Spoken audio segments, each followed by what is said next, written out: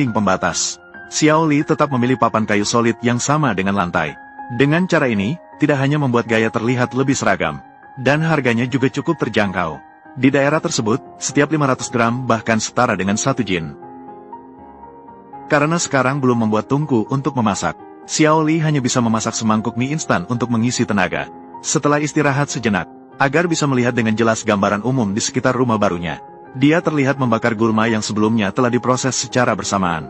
Karena terletak di daerah pegunungan pinggiran yang tidak terawasi, mengakibatkan gulma di sekitar tumbuh dengan sangat subur. Oleh karena itu, hanya pekerjaan pembersihan saja. Semua itu benar-benar menghabiskan waktu 1 minggu penuh untuknya. Namun beruntung, abu tanaman yang didapat selama proses pembersihan ini juga bisa menjadi pupuk untuk menanam sayuran di masa depan. Kemudian Xiao Li mengumpulkan beberapa batang kayu gelondongan dari kejauhan, dan menggunakan paku besi untuk menyambungnya dengan baik. Dia membuatnya menjadi tiang penyangga untuk tangga. Setelah itu, ia akan memasang permukaan tangga di rumah barunya. Sekarang dia bisa melanjutkan dengan cara yang sama seperti sebelumnya, menggunakan papan kayu solid untuk melanjutkan pembangunan dinding pembatas tempat berlindung.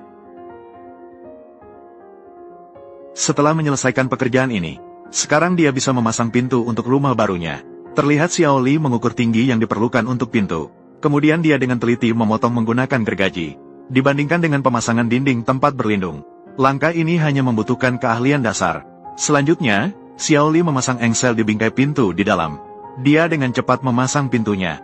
Kerajinan yang sangat presisi ini, di lokasi konstruksi di kampung kami setidaknya dihargai 500 yuan per hari.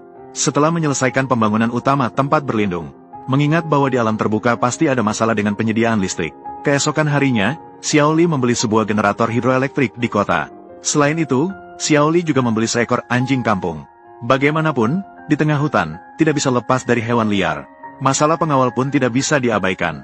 Beruntung ada sumber mata air alami di dekat sini. Selain itu, pemilik rumah sebelumnya juga telah memasang bendungan hidroelektrik di sampingnya. Sekarang, yang perlu dilakukan adalah memotong semua cabang di bagian atas, dan sekaligus membersihkan lumpur yang mengendap di bendungan.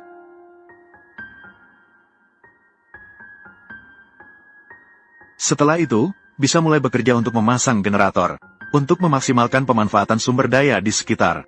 Terlihat Xiao Li mulai menggali batu-batu yang mengendap di aliran sungai. Kemudian, ia menumpuk batu-batu tersebut di kedua sisi bendungan.